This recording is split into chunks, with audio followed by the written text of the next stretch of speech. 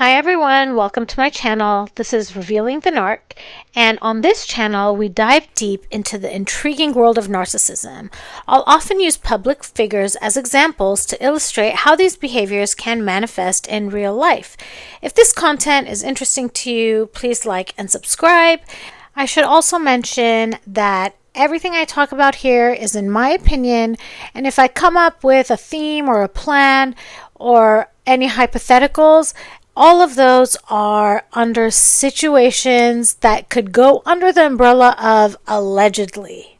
Initially, I had wanted to watch a clip of Harry and Meghan at the Endeavor Awards and analyze that and look at it through the eyes of a narcissist. And then I wanted to find some backstory on the Endeavor Awards, and I thought I found a pretty cool story about it. So this is what we'll do. We'll go through the backstory. It shouldn't take too long. And then I will show you all that video of Meghan, taking up Harry's space. And finally, we will analyze it through the eyes of a narcissist. And you all know that I love the number 3. So I am going to come up with 3 reasons why, or 3 ways to explain that type of behavior. So let's get into it. So this article was published in 2020. So at this point, the Harry and Meghan have stepped back.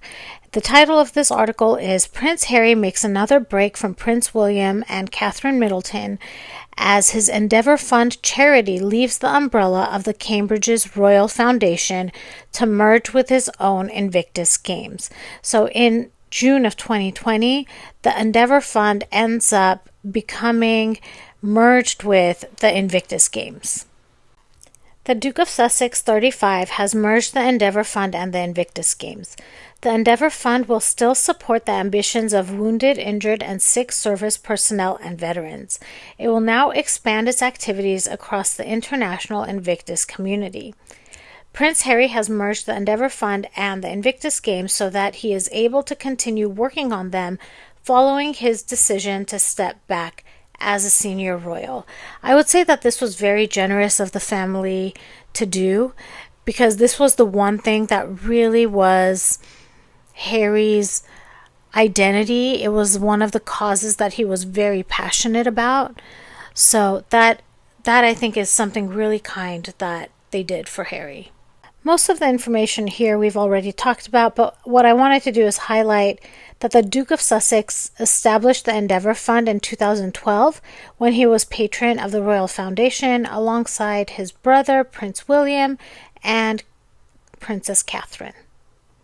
So I'll play for you that video now. This was from the 2020 Endeavour Fund event, and I'll describe the image so that you can see. Harry and Meghan are standing next to each other, but they're in a circle group of people. And Harry seems like he's having a conversation with a man directly in front of him. Meghan then pushes herself forward and stands in front of Harry with her back to Harry and almost keeps Harry out of the conversation.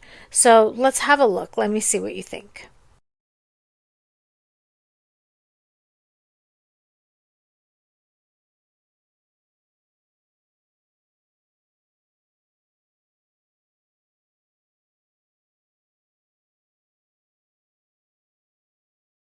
What I noticed from that clip is that it seems at first that everyone is having the same conversation. And Harry starts interacting more with the gentleman on his right. They do some type of hug, I'm not sure exactly what. And then it's at that moment that when they're getting back to form that circle again, that Meghan comes and steps in front of Harry and blocks that circle. So she puts herself in between Harry and the gentleman she is speaking to. It's an awkward thing to do. She has her back to Harry, and I believe that the body changes and the body language say a lot. So what I see here is Harry interacting with his friend. Meghan maybe feels a little left out. She starts a conversation with that other person, and she jumps in front of him and blocks Harry.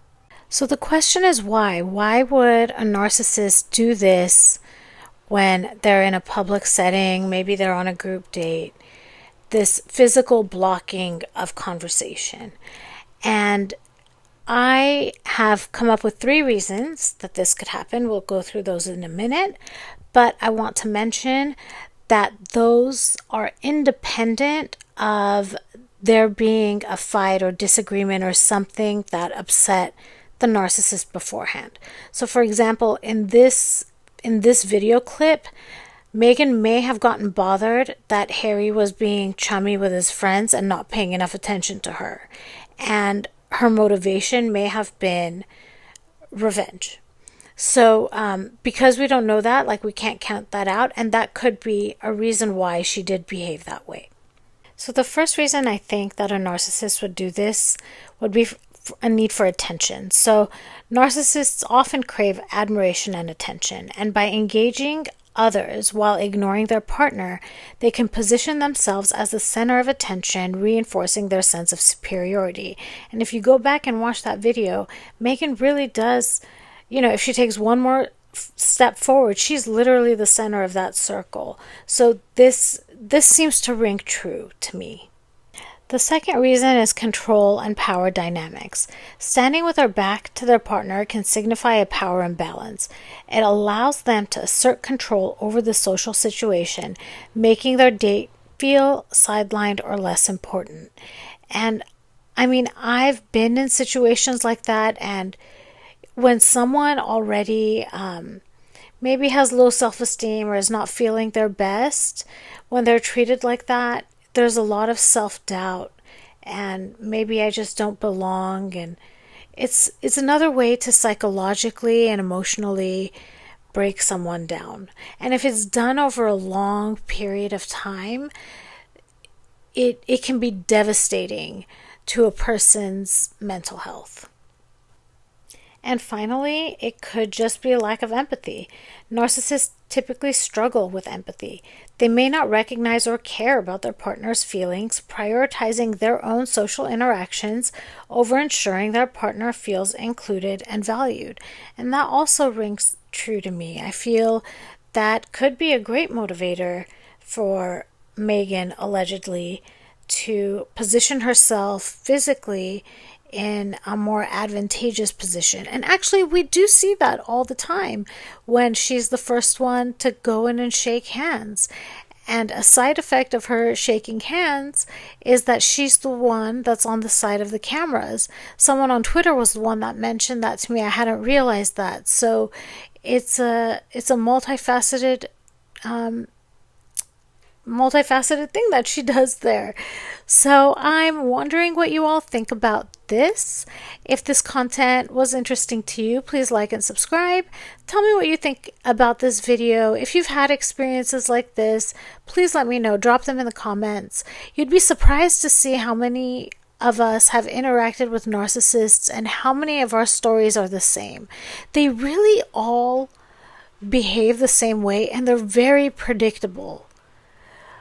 Well, I mean, let me know what you think. These are my beliefs. Well, I hope you all have a great rest of your day, and I can't wait to see you at the next one. Goodbye.